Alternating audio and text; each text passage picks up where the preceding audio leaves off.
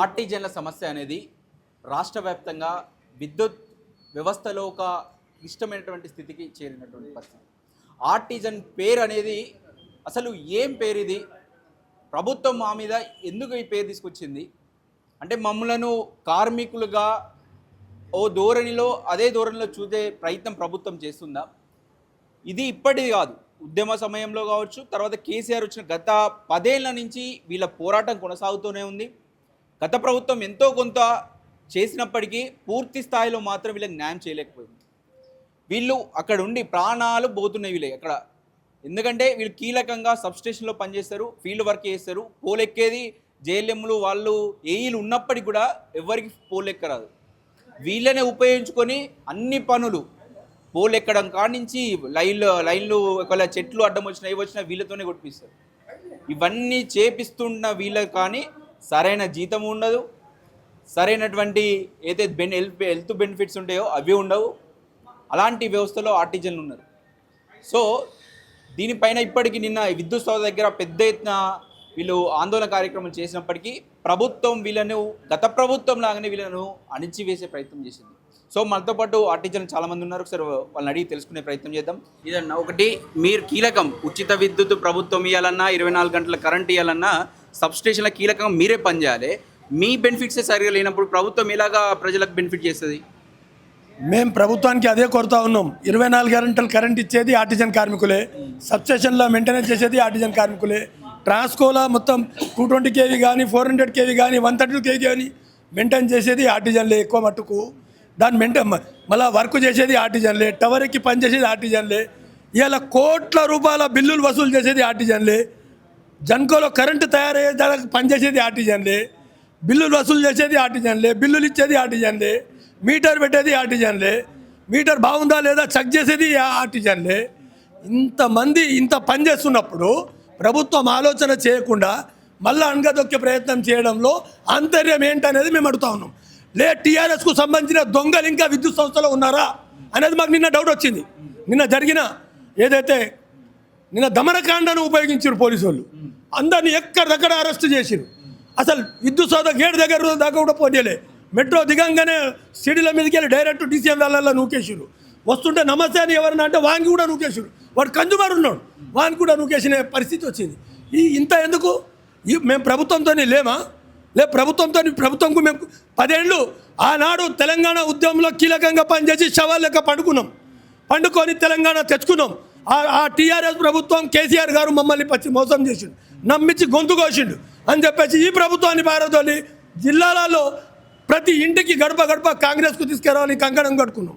కాంగ్రెస్ వచ్చినాక సంవత్సరం ఆగిన తర్వాతనే ఇప్పుడు మా హక్కులను మేము అడుగుతున్నాం. తక్కువ జీతాలు 30,000 జీతాలలో ఇంకా ఎన్ని సంవత్సరాలు? రిటైర్డ్ అయితే ₹1 బెనిఫిట్ లేదు. రిటైర్డ్ అయితే వాడికి పిచ్చోడు వాళ్ళ కుటుంబం రోడ్డు మీద పడాలనా? మేము ఇవే అడుగుతున్నాం. ఇవాళ ప్రభుత్వ పెద్దలు ఆలోచించాల్సిన విషయం ఉంది. బట్టి విక్రమార్క గారు మొన్న ఆర్టిజన్ అంటే ఎవరంటారు? మళ్ళీ ఇంత సీనియర్ నాయకుడు ఆయన, మళ్ళీ అంత సీనియర్ నాయకుడు విద్యుత్ శాఖ మంత్రి ఉన్నారు అంటే విద్యుత్ సంస్థలో ఉన్న అధికార గణం ఆయనకు ఆర్టిజన్ ఎవరో తెలియకుండా చేసిరా అంటే దీని అర్థం ఏంటి? టీఆర్ఎస్ ప్రభుత్వంలో ఎవరైతే ఆ రోజు ఒక వెలిగిన వాళ్ళు, చెంచాగిరి చేసిన వాళ్ళు వాళ్ళే ఈరోజు కూడా ఇంకా నడిపిస్తున్నారు అనేది ఇది మాకు నిన్న జరిగిన దమనకాండ. తప్పు నివేదికలు పంపిస్తా ఉన్నారా మీ పట్ల? 100% ప్రభుత్వానికి తప్పు నివేదికలు పంపిస్తున్నది వాస్తవం. నిన్న అర్థమైంది మాకు. మేము మాస్గా అందరం కలిసి ఒక మెమోరాండం ఇవ్వడానికి వచ్చాం. అందులో తప్పేముంది? విద్యుత్ సంస్థలో గేట్ లోపలికి పోతాం, CMDని కలుస్తాం, 1 గంట సేపు ఆడ మా సమస్యలు చెప్పుకుంటాం, పోయి CMD గారికి మెమోరాండం ఇస్తాం. అయ్యా మీరు ప్రభుత్వానికి ఇమీడియట్గా దీని మీద లెటర్ రాయండి, మా సమస్యలు ఇట్లా ఉన్నాయని ఆయనకు తెలియపరుస్తాం. వాళ్ళు ప్రభుత్వానికి నివేదిక పంపిస్తేనే కదా ప్రభుత్వంలో నిర్ణయం తీసుకునేది. ఎందుకంటే మేము మొదటి నుంచి చెప్తున్నాం, యాజమాన్యం తీసుకునే నిర్ణయం కాదు ఇది ప్రభుత్వము, రాష్ట్ర ముఖ్యమంత్రి వర్యులు అలాగే విద్యుత్ శాఖ మంత్రులే తీసుకోవాలి అని చెప్పి మొదటి నుంచి చెప్తున్నాం. ఎందుకంటే గతంలో కేసీఆర్ ఒక మాట అన్నాడు, వీళ్ళు వచ్చింది దొడ్డిదారిన. ఆ దొడ్డిదారిన తీసుకున్నది ఎవరు? మేమేమైనా వస్తామని మస్కా కొట్టామా? మీరే కదా, మీకు పని అవసరం ఉంది కాబట్టి ఎవరు పని చేస్తారు? ITI చదివినోడు పని చేస్తలేడు, డిప్లొమా ఉన్నోడు పని చేస్తలేడని మీరే అన్నారు. ఆ రోజులలో కింది స్థాయిలో పనిచేయడానికి చదువు ఉండకపోని ఎవరు పనిచేస్తారో వానికి తీసుకుంటూ పోయారు. కాంట్రాక్టర్లకు మీరు ఇచ్చేసారు. లక్షల రూపాయలు వాళ్ళు అధికారులు కాంట్రాక్టర్లు తీసుకొని ఆ రోజు అట్లా చేశారు. మళ్ళీ మేము పనిచేసిన వాళ్ళు మేము ఇన్ని సంవత్సరాల నుంచి పనిచేస్తే మేము అడుగుతున్నాం హక్కులు. ప్రభుత్వం కేంద్ర ప్రభుత్వం భారత రాజ్యాంగ ప్రకారం కేంద్ర ప్రభుత్వం ఇచ్చిన ఉత్తర్వులు ఉన్నాయి. 3 సంవత్సరాలు ఏదైనా పని చేస్తే వాడు అనుభవంతుడు, ఐటీఐతో సమానం అనేది క్లియర్ కట్గా జీవోలు ఉన్నాయి. ఈ ప్రభుత్వం సుప్రీంకోర్టు ఇచ్చిందే, మేము ఇచ్చింది కాదు. పార్లమెంట్లో బిల్ పాస్ అయిందే, అదే అడుగుతున్నాం మేము. ఇలా 30 సంవత్సరాల నుంచి పనిచేస్తుంటే కూడా మాకు ఇంకా హక్కు లేదా? ఇంకా దొడ్డిదారిన ఉన్నామా? దొడ్డిదారిన ఎవరున్నారు? దొడ్డిదారిన వచ్చిన వాళ్ళు ఇలా లంచాలు తిని ప్రభుత్వానికి బ్లేమ్ చేస్తున్నారు. 33 లక్షల జీతాలు మీరు ఇస్తున్నారు, 3 లక్షల లంచాలు తింటున్నారు. మేము ఎప్పటి నుంచో చెప్తా ఉన్నాం, అయినా మీకు అర్థం కావడం లేదు. కానీ ఆలోచించాల్సిన విషయం ఇది చాలా ఆలోచించాల్సిన విషయం. ఎందుకంటే 24 గంటలు ఇప్పుడు కరెంట్ ఇవ్వాలి. ఎండ అనక వాన అనక చలి అనక మేము తిరుగుతాం. కష్టపడే వాళ్ళకు మీరు జీతాలు సరిగా ఇవ్వండి, కష్టపడే వాళ్ళకి ఒక హక్కు ఇవ్వండి. మా సంస్థలనే 2 రూల్స్ పెట్టిర్రు. స్టాండింగ్ రూల్ అంటే ఏం దరిద్రం రూల్ అది? ఓఎండ్ఎం రూల్ ఫస్ట్ నుంచి ఒకటే రూల్ ఉంది, ఏపీఎస్సీ పుట్టినప్పటి నుంచి ఒకటే రూల్ ఉంది. అదే రూల్ ప్రకారం ఇవ్వండి. మేము అదే అడుగుతున్నాం, వేరేదేం అడుగుతలేం. మాకు ₹1,00,000 జీతాలు ఇవ్వమని అడుగుతలేం, ఒక పద్ధతి ప్రకారం ఇవ్వండి అని అడుగుతున్నాం. ఎన్నో ఏళ్ల నుంచి పనిచేస్తూ ఉన్నాం, సీనియారిటీ ఉన్నది, చదువు ఉన్నది, అన్నీ ఉన్నాయి. ఉన్నోళ్ళకి అయితే ఫస్ట్ చేసుకుంటామండి, సంవత్సరానికి ఇంత అంటే అయిపోతుంది కదా. గతంలో టీఆర్ఎస్ ప్రభుత్వం కూడా అది చెప్పినాం, మాకు కాంట్రాక్ట్ వ్యవస్థ వద్దు. 2014లో తెలంగాణ వచ్చినప్పుడు డైరెక్ట్ పేమెంట్ ఇవ్వండి, అప్పటిదాకా డైరెక్ట్ పేమెంట్ ఇవ్వండి, దాని తర్వాత దశల వారీగా రెగ్యులరైజ్ చేసుకుంటా పండి అన్నాం. ఆ దుర్మార్గపు మా ప్రభాకర్ సార్ కావచ్చు, ఆ గోపాలరావు, ఆ రఘుమారెడ్డి, ఆ దరిద్రం వాళ్ళ కుర్చీల గురించి మా జీవితాలతో ఆడుకొని వాళ్ళే సమ్మెలు చేపించి ప్రభుత్వంకు వ్యతిరేకంగా ఉన్నారని చెప్పేసి ఆర్టిజన్ అని ఒక నామకరణ చేసి సర్వనాశనం చేసాడు మా జీవితాలను. ఇప్పటికైనా ఈ ప్రభుత్వం అన్న ఆలోచించాలన్నదే మా ఆవేదన. నమస్తే అన్న, నిన్న తీసుకున్నటువంటి కార్యక్రమం ప్రభుత్వం మీరు ఒక రిప్రజెంటేషన్ ఇద్దామని ఒక ఆలోచనలో వెళ్ళడం జరిగింది. కానీ అనుచితంగా ప్రభుత్వం మాత్రం మీ మీద కక్షపూరితంగా వ్యవహరిస్తే ప్రయత్నం చేస్తుంది, మీరేమంటారు? యాక్చువల్గా నిన్న సామూహికంగా సీఎండీ గారికి వినతి పత్రం ఇవ్వాలని ముందుగానే చెప్పాము, వస్తున్నామని చెప్పాము. కానీ మరి ప్రభుత్వం ఏమనుకుంది, మేనేజ్మెంట్ ఏమనుకుందో తెలియదు. మేము విద్యుత్ సౌద వాతావరణం చూస్తూ ఉంటే అసలు ఒక భయంకరమైనటువంటి వాతావరణం. కొన్ని వేల మంది పోలీసులు బ్లాక్ కమాండర్స్ వచ్చారు. ఆశ్చర్యం అంటే ఎక్కడైనా బార్డర్లో ఉండవలసినటువంటి బ్లాక్ కమాండర్స్ ఎలక్ట్రిసిటీ డిపార్ట్మెంట్లో పనిచేస్తున్నటువంటి ఆర్టిజన్స్ని అరెస్ట్ చేయడానికి అంత అవసరం ఉంది? టాస్క్ ఫోర్స్ వాళ్ళు వచ్చారు, పోలీసులు వచ్చారు. ఒక విధంగా చెప్పాలంటే ఒక యుద్ధ వాతావరణం. ముళ్ళ కంచెలు వేశారు, వాటర్ కెనాల్స్ పెట్టారు, బాష్పవాయు వాహనాలు తెచ్చారు. ఇంత అవసరం లేదు. అంటే భయభ్రాంతులకు గురి చేయాలని చెప్పేసి ప్రయత్నం చేసిందేమో అని అనిపించింది.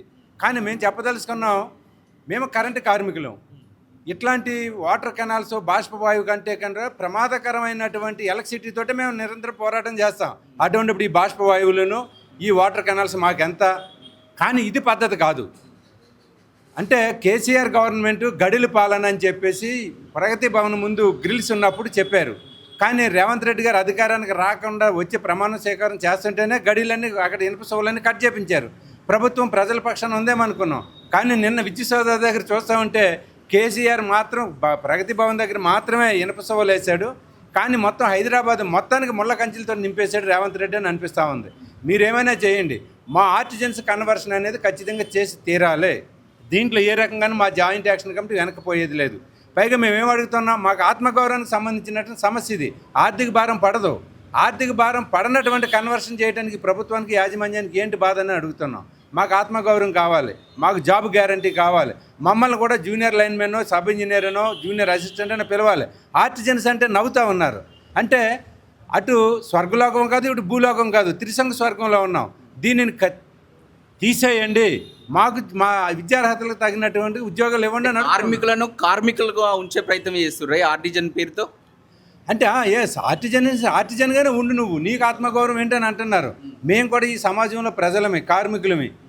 ఈ సమాజంలో మేము కూడా, మాకు కూడా విద్యుత్ ఉండాలి, అంటే ఆత్మగౌరవం ఉండాలని మేము అడుగుతూ ఉన్నాం. మీరు లేదు, మీరు ఇట్లాగే ఉండాలని అంటున్నారు. దానికి మేము సిద్ధంగా లేము.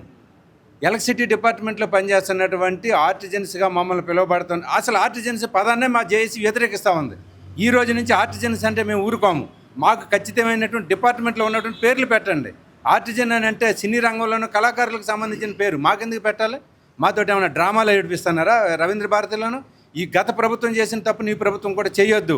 తక్షణం మాకు టైటిల్ మార్చండి, మా విద్యార్హతకు తగ్గట్టుగా మాకు అవకాశాలు కల్పించండి. లేని పక్షంలో నిన్న మీరు వాటర్ కెనాల్స్ వేలాది మందిని పోలీసు వ్యాన్లో పెట్టి తెచ్చారు కదా, రేపు ఇంతకంటే తీవ్రమైన పోరాటం చేస్తాం. మీరు మమ్మల్ని అణిచివేయాలని చూస్తుంటే మా చేతుల్లో సబ్ స్టేషన్లు ఉంటాయి. సబ్ స్టేషన్లో కనుక మేము కాదని ఒక గంట సేపు బయటకు వస్తే తెలంగాణ రాష్ట్రం మొత్తం అంధకారం అవుతుంది. ఆ పరిస్థితికి నెట్టకుండా ప్రభుత్వం జాగ్రత్త పడండి. మా జేఏసీతో చర్చలు జరపండి. మా యొక్క డిమాండ్ని సమస్యపూర్వకంగా పరిష్కరించండి. ఆర్థిక భారం పడనటువంటి డిమాండ్ అడుగుతున్నాం. ఇంకా మీకు ఏంటి నొప్పి అని అడుగుతున్నాం. కాబట్టి తక్షణం జేఏసీతో చర్చలు జరపాలి. బట్టి విక్రమార్క గారు సర్వ్ చేయాలి. ముఖ్యమంత్రి గారు ఒక డైరెక్షన్ ఇవ్వాలి. ట్రాన్స్కో యాజమాన్యం తక్షణమే చర్చలు జరపాలి. చర్చలు జరిపి మా సమస్యను పరిష్కారం చేయాలని చెప్పేసి మేము డిమాండ్ చేస్తున్నాం. లేదనుకుంటే మా భవిష్యత్తు వ్యూహరచన ఇప్పుడు చేయబోతున్నాం.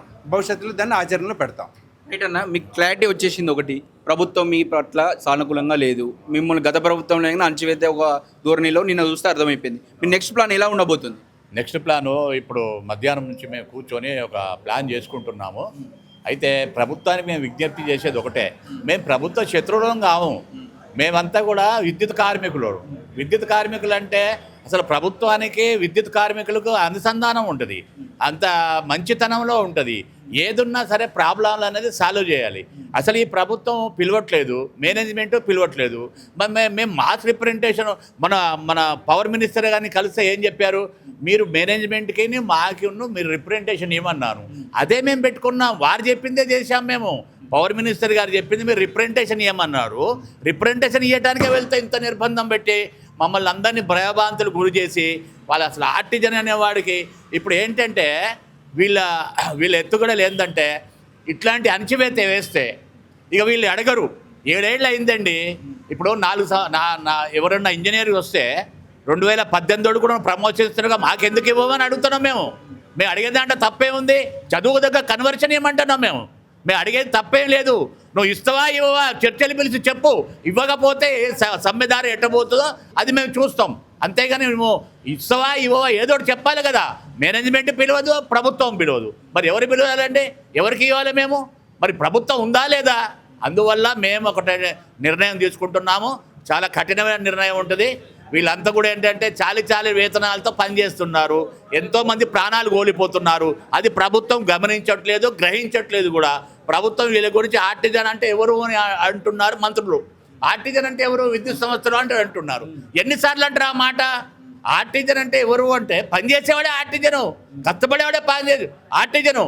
విద్యుత్ సంస్థలో ఇప్పుడు ప్రాణాలు కోల్పోయేది కూడా ఆర్టిజనే. ఇంకెవరున్నారు చెప్పండి? ఆర్టిజన్ అనేవాడే ప్రాణాలు కోల్పోతున్నాడు. అది గ్రహించాలి ప్రభుత్వం. తక్షణమే చర్చలకు పిలవాలి.